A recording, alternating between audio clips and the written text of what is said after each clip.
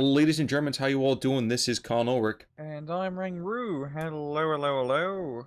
And guys, we're bringing you some Steel Division League North America action today.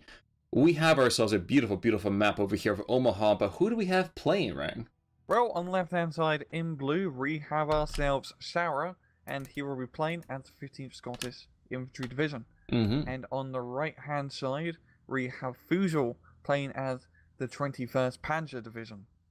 Sounds like it should be definitely a good matchup. I'm trying to see whether or not Sauer's going to go a little sweet on us, bringing in those Scots. I'm actually pretty excited for this. I don't know about you. Yeah, I mean, if he brings in some honey stew, which was definitely what he's doing, it's going to be a pretty sweet matchup once again. Both decks, they play pretty differently. I love seeing Scots being played as they can just do so much. They're so versatile. And in 1v1s, being versatile is a very important aspect. Same with 21st, but they're a bit more focused on that light vehicle play. And just looking at 21st loadout, seems very heavy down south with a lot of infantry, including the Somu tank. And up north, just some infantry in a 222. And for Shower, seems pretty spread out. The Honey Stuart going to be going into mid. And just, rifles, AT guns, machine guns, etc. all over. Pretty standard loadout, nothing too crazy. Now, here's a question. We used to see Scots all the time. What happened? Why did they take that back seat? Question. Because they're so good, and they're so good. Must be it. Nothing's really been changed on the Scottish side. I guess people just trying out new flavors of the month. Like Polish has really been like the flavor for the past few months. Yeah, people have really been enjoying for the Allies. And yeah, maybe just I can see that people want to play some more tank divisions as they're much more efficient in exploiting an advantage compared to like regular infantry divisions. Well, they might be more efficient in exploiting the immediate advantage, but on a map like this, I can't help but feel that an armored division would be a liability. Yeah, of course, as we usually see, because it's this hedgerow hell, and you just kind of run into anti-tank guns and anti-tank infantry. Perhaps as expected, we are going to see the 21st move up to take that town, as they often are wont to do. And indeed, taking that center-middle town, looking to almost abandon the south. Maybe not abandon the south, that's a little bit harsh. Yeah, it's just nothing too crazy from either side. We're not seeing like a 2-2-2 Russ here from Fussel in the current patch. It's probably a good idea. Half-track Russes aren't that good anymore. And I think it's going to be a pretty slow slog in A phase, back and forth. Nothing too crazy. But it's going to be that Fussel using his light vehicles efficiently. And those 222s are pretty efficient on light vehicles. That's true. I kind of wish he was firing at that 57 mil, though, and he's going to regret that in just a moment. He will, unless it misses. Bailed out. Oh, but first hit. That's not good. So the Panzer Grenadier and the half-track are going to be able to send some kind regards. But at least the 222 isn't too dead. That is definitely true. I mean, this is now the land of repairing vehicles, but a Honey Stuart coming on up, that is going to be a dead 222. Oh yeah, for sure. Yeah, I don't think Sauer's going to be taking the town up north anytime soon, as, it has no infantry to really take it, and as we see before, trying to attack that town up north can be difficult if you have some light vehicles in the right position. Now, we have seen a lot of 251s versus the 304s now in terms of the German various divisions. Bang, dollars for donuts, bang, bang for your buck. Which one do you choose? The 304 or the 304? And why is that? Well, you don't really have an option between either deck if you got. Well, that's true. Okay, but if you had to pick a deck that says one or the other. If it came to that 304s as they're half the price and they're pretty much the same, they're just slightly slower and they have one less machine gun. But that's not a big deal because there's not many times where your machine gun on the back is actually shooting anything.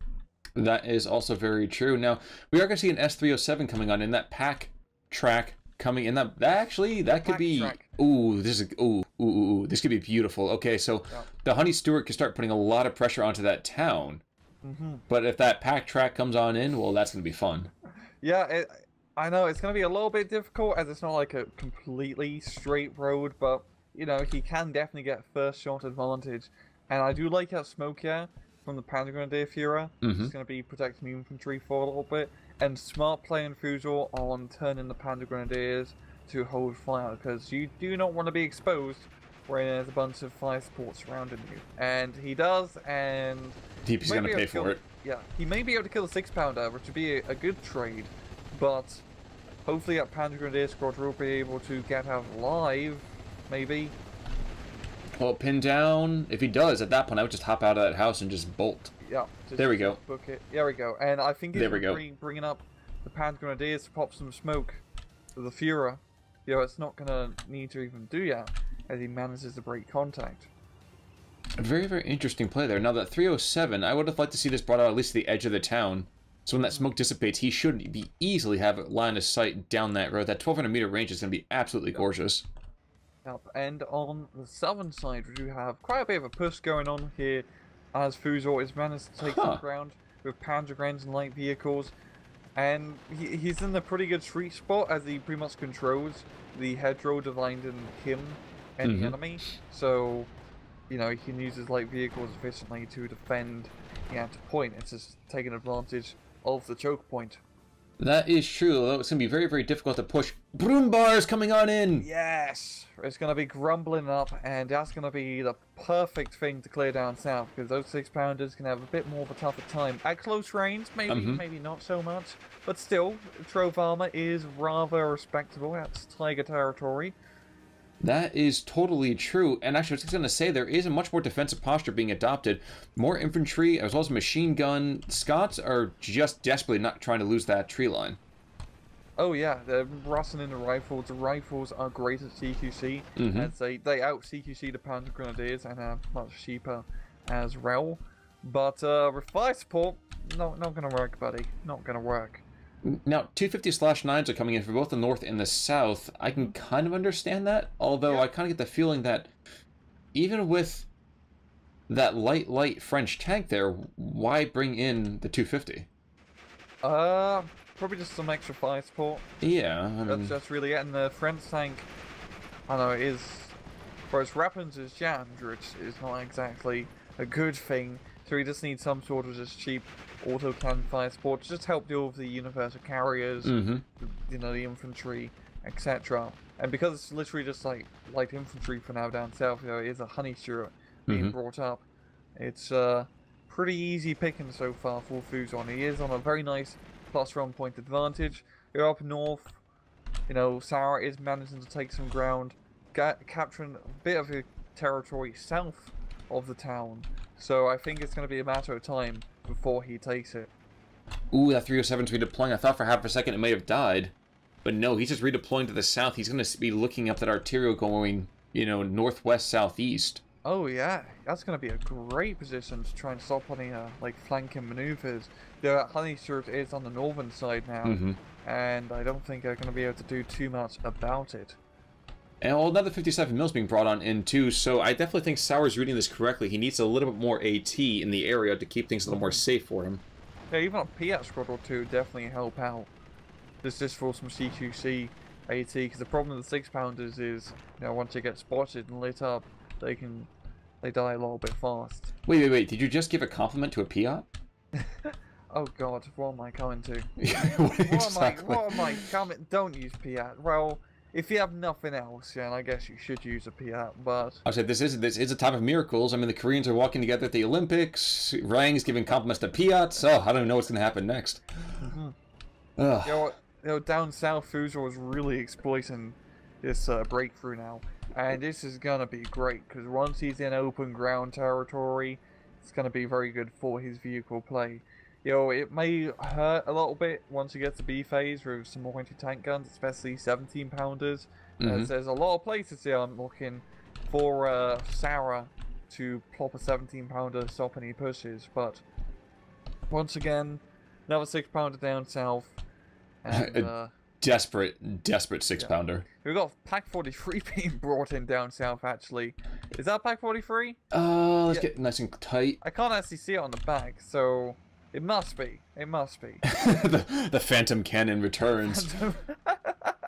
A true Phantom Menace. Forget George Lucas. Yeah, it's a bloody 88mm anti-tank gun. Now, that is a scary threat for an allied tanker.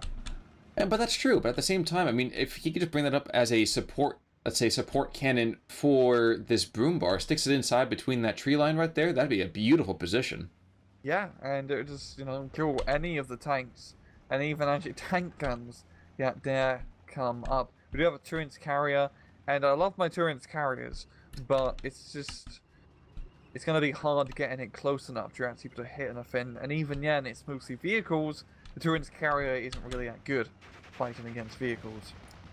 Yeah, I was going to say the 700-meter range, and wait, the broom bar? Oh yes, that's 1,000. That's 1,000, exactly. And his 6-pounder is going to be engaging, and I think the broom bar can definitely shoot it. Yeah, he's going to be disengaging the 6-pounder. Smart move, hit and run tactics. The other Panzer Grenadiers with light vehicle support are just going to be able to make some damn nice progress, but... Well, I do want to at least give a little bit of a shout out over here. Sauer is making a very good push in the center part of the field, but of course, he's only doing that because there's nothing there to contest him. Exactly, only like a spar troop and now a 222 squad. And he's gonna run into the same problem again. He does not have any anti-tank to deal with his light armor. 3 or 4's gonna buy it in about 3 seconds. Oh no, he's still shooting it. Why is he shooting? Oh my gosh. Broombar sees his target. He's gonna line up the shot. Ladies and gentlemen, it's up. It's going. Is it gone? It's out the pod. It's definitely pinned, that's for darn sure. And we do have the Churchill Mark 5, and once again, that's a nice tank, but can't really do anything about the armor problem that Sauer is having. And you're absolutely right, that is a Pack 43 kind of toddling on forwards. Yeah. That's going to be really, really hard to deal with that Definitely. Churchill. That's, Pack 43 pretty much shuts off any tanks that they're brought up. It's not in the best position at the moment, I'm not gonna lie. I mean, it can cover the south at least, but up north it's a little bit spotty.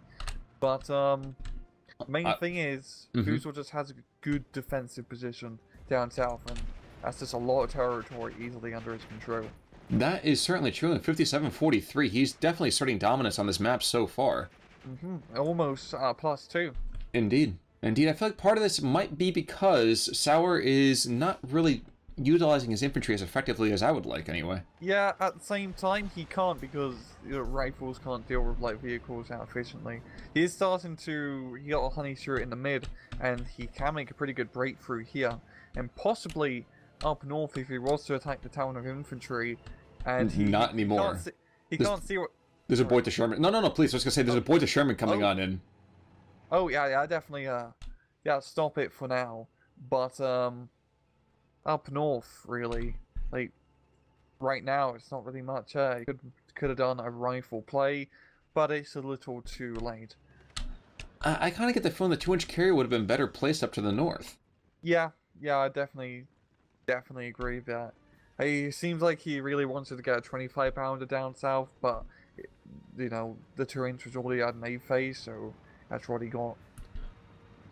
And I'm trying to think about good counterattack venues here. So if you go from that Stuart, the Honey Stuart that's going to put fire into that Peak Ground squad, what if you put a slight armored thrust moving just east on there?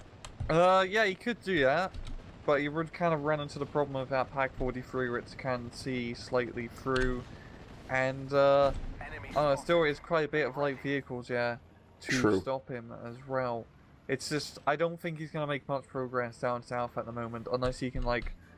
His best bet is to try to artillery the hell out of Fussel's forces and then attack. Well, we're not going to get that coming anytime soon, because the 21st Panzer is bringing in their Reichenwerfer.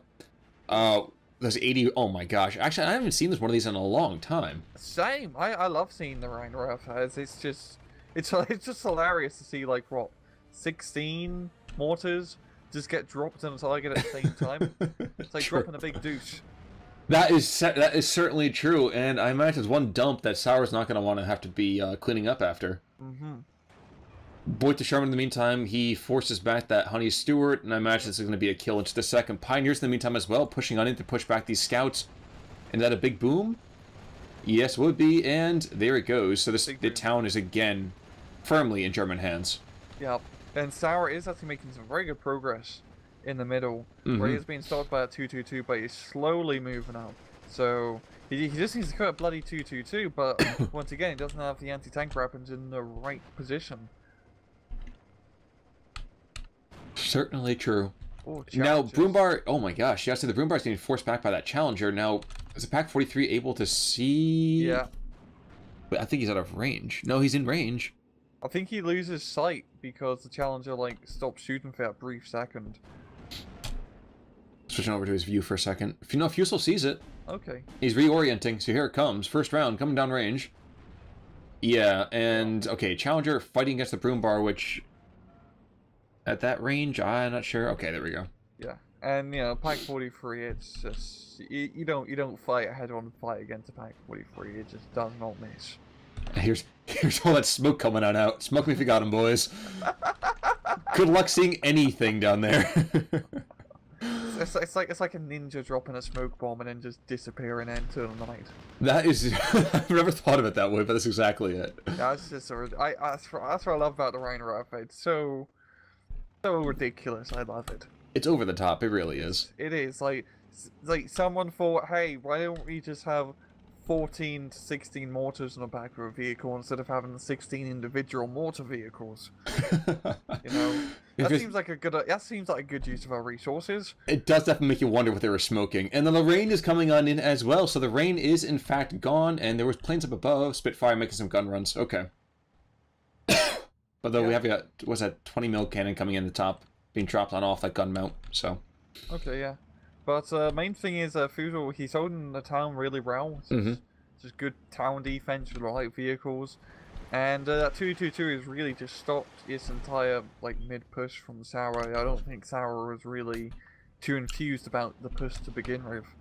I know Rheinraff dropped some more deuces, but kind of missed. Yeah, can you imagine if it hit both of those trucks? Those infantry squads would have been completely dominated. Exactly. In the meantime, this Opel Blitz does what he does best.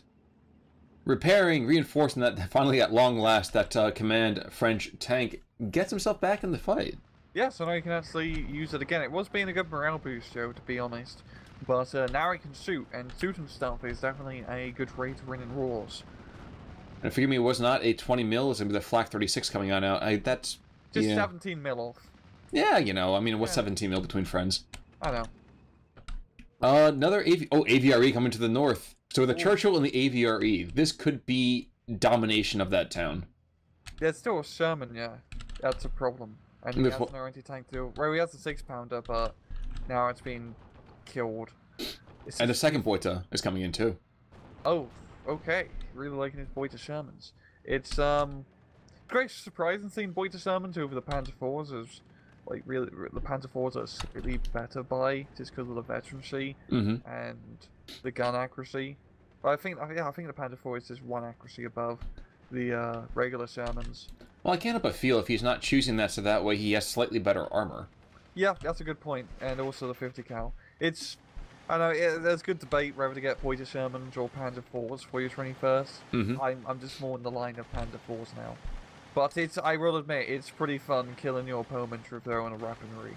It's like playing Counter-Strike and killing terrorists with an AK. That is true. That is certainly true. In the meantime, wow, the Rheinwerfer just continues to just throw out random rounds all over the place. Yep, and you can't really miss when you got like 16 mortars. So yeah, you go. You eventually hit something. Now the main thing is Fussel is starting to take another push in with his resupplied forces, and he's just cutting a line all the way northwest into the map essentially. Well, even what's more, that Challenger came on in and was sent packing. In fact, he's got internal fragments, so he's got nothing to fire. That Churchill's going to be moving on in. Command Churchill moving on in. I mean, the Scots, you're right, they're a very versatile division. But does that versatility extend to their armored vehicles? They can do a lot, but they don't have... These are good armored vehicles, but now is not the time to really be getting them. What would really help him is artillery, because it's just so CQC, and it's hard to get your vehicles in the right spots. Like the Challenger is much better in a more long open field, but like a 25-pounder would do wonders. He can kill a Pack 43, deal with light vehicles. I mean, the Brumbar's still a bit of an issue, same with the command tank, but really he'd be able to just suppress and stun and yen attack, because you really want to try and, you know, pin down the enemy before you move around a hedgerow. and try to do as a showed. Well, we are going to see that this 307 pack is going to start taking a lot of attention from the Spitfire, because he's firing on the AVRE. Yep. And there's a Focke-Wulf. And there goes that Spitfire. No Spitfire. Ugh. Okay, so 59 to 41, this revivified French tank leading the charge on in there. And brave amateur here. Now, if I'm the Rheinwerfer, I'm dropping mortars down right on top of that Churchill. Yeah. Well, fortunately, the Churchill, can't exactly kill much, as it is a high explosive model. And I think the Panzer will be able to... Oh, it bounces. That's pretty embarrassing. There we go. And there we go. Nice. Very nice and short. Armor penetrated. Crew here. I think that's the accurate description of how most tanks get knocked out. And same thing again. True. That is certainly true. And the Brumba now, it's he's just Death Starring. Death Star. That's a good way to put it. The Honey Stewart and the Churchill slowly making their way. And this Honey Super, well, it's going to have a hard time killing the Brumba, but it could at least deal with the 222. Well, unless this Broombar goes and shows its side to him, which he's going to in just a second. So 3, 2, 1. Here comes the shot from the Honey Stewart. There we go. Damn, that was on point. That was depressing, is what it was. But it's the bear kind of took the wrong walk in the woods. Well, if a bear dies in the woods, does anyone hear it? That's a good point. Unless you're the hunter who shot it. That is also true. Yeah. That's also true. So the Rheinwerfer, okay, once again, at this point, he's just there to put tons of suppression out there. I don't think anything's going to happen to the south. To the north, Vickers at long last goes down. And the Churchill is engaging, maybe the 307? Where's he? What is the 307 engaging? I'm not entirely sure. Okay, yeah, he's going for the Churchill. Just look at how narrow that is, Khan. Jesus Christ, that's like, camel needle. That's narrow. Panzer 4G coming on in at long last, so 6 seconds left in Phase C, and that's when the P4s come out to play. It'd be funny if we see the King Tiger, because if we see Fussel get the King Tiger, you already know it's just going to be a good game if he can even just afford to bring run out.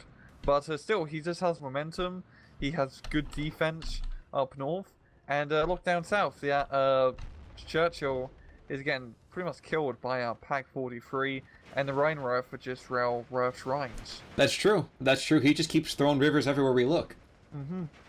Just keep making divisions between him and the Scotch. It was kind of like, oh, you want some foxholes? Here are the foxholes for you. I'll make them. Don't worry. So we're not seeing that delicious King Tiger just yet, but the Boy to Sherman does go and take out Churchill's tracks and wheels. Yeah, and at this point, Fussel just has such a good armored force. He hasn't really lost. He has lost the Brumba, but he's been very efficient with his armor trades. And against a more infantry-focused deck that doesn't have a lot of infantry anti-tank, he can definitely just really exploit this now. Well, I think that's what I was trying to get into a little bit more, is the fact that the Scots, like you said, they are a very versatile tank, but deck rather. But I always feel that their tanks just suffer so much. Yeah.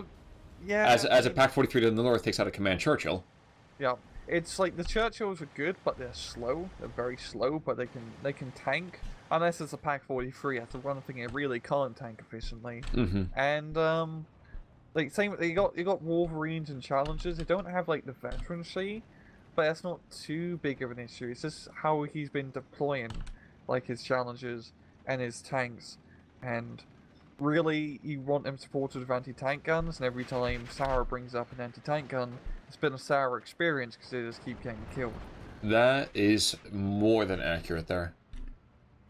Now, Challenger's been brought back online down south, with a Bedford coming up as well to try to repair that Command Churchill. Ooh, and I didn't even notice there's a 17-pounder over here throwing rounds, and that Rheinwerfer is going to go down. Oh, that's pretty embarrassing. The little rain seems to want revenge, though, so rounds go back the other direction and whiff by, 50 or 75 meters.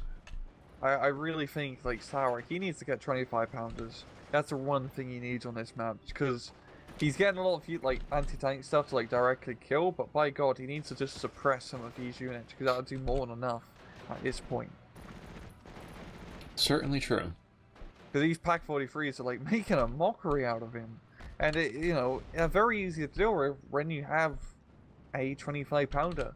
Oh, any kind of distance fire, really? But yeah. Exactly, any indirect nonsense. And in the middle now, the whole like Sour's forces have pretty much been stopped by the Boita Sherman, and Fussel's just making good territory. And oh, we're seeing the little Earth Rammons. Ooh, yes. Yes, yes. I think we just okay, up to the north. Yeah, definitely. Oh, down to the south too. I'm super excited for this. We got a double pincer maneuver here. That is true. Now, is Pincer going to be using Slash, or has he not learned that TM just yet? HM. And what's coming out from the Scots? Well, the Scots still seem to be very surprised. They don't seem to know what they really want to do with this. Yeah, it's just... I mean, he has a lot of anti-tank guns and tanks, but just he always makes the first move of the attack, and then he gets first shotted, essentially. And just, you know, Fussel has such good defensive positions all over his pack guns and anti-tank guns and artillery. It's just, it's lovely for him.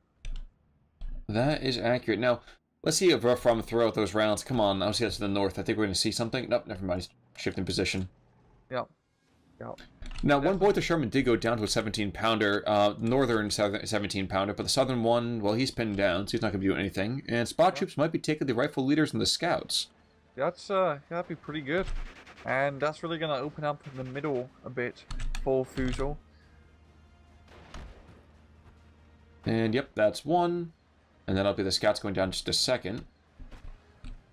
Come on, guys. I want to see those delicious Springgranate. Yeah. Trying to think of it real quick. Oh, yeah, that thing I forget. I always forget how much range that thing's got. 1,300 meters. Oh yeah, it's pretty good for something that just dishes out a crap ton of damage. It's like 104-meter area of effect. That's ridiculous. That's SMG area of effect. Well, area of like distance so you can fire. And here we go. I think we're seeing it. We're gonna see some booms, some big bada booms. 1, 2, 3, 4. I kept looking to the north again, but no, you were talking about the one in the center there. You saw it just in time. 17-pounder survives the roar. Oh, still not. I still don't want to be in the receiving end of that. Good God. Yeah. You know, I think you might just retreat into the flames, and that usually gets you killed. Because it's pretty much a napalm weapon. That's true. Napalm's great. I love napalm. You know, I used to play all war games throughout July. Well, you know exactly what it smells like in the morning. And it smells good as that 17-pounder burns to death. I was going to say it smells like victory, but that feels that's fair. Now, we are going to see a crocodile coming out to the north. I guess I don't really know that kind of reptile that snorts fire. But, whoa, did he fire off? He did fire off his rounds as well. So, AVRE and the Stuart Remy aren't going to do a whole lot. Nope. The 250 charging to the north, he's got nothing there. I'm sorry, you're going to make a comment. Go for it. Yeah, it's just, like, he's getting tanks, and once again, he needs artillery, man. He needs... Like, he has pretty much everything on point. Right, he's got finally a 3-inch mortar down south. But, he's getting 17-pounders, which are great anti-tank weapons, but that's only if the enemy's attacking you. And Fussel wasn't really in the mood for attacking, a plus 2-point advantage, and good game. Exactly. So, guys, with that, we are going to see Sour does surrender to Fussel. And I feel like that KD does, in fact, in this case, accurately reflect what was going on in that game. Yeah. Fussel just, really capturing that southern flank and then holding it did him wonders. And Sour just could not really push back just a whole light vehicle play. Now, taking a look here. Yep, go for it. Yeah, kills and losses. I mean, they got like a Boita Sherman and a 222, but that's nothing too shocking. Nothing really too crazy from either side. But yeah, I think long story short, you need artillery. Artillery is useful, especially as a Scotch. You want artillery. Well, and a, let's say, a measure of aggression at the same time too. You cannot sit back and expect your opponent to attack you when he's got the territory advantage. Good point. Very good point. But yes, so that's going to be enough for me for my particular side of analysis. How about you there, Rang? I'm good.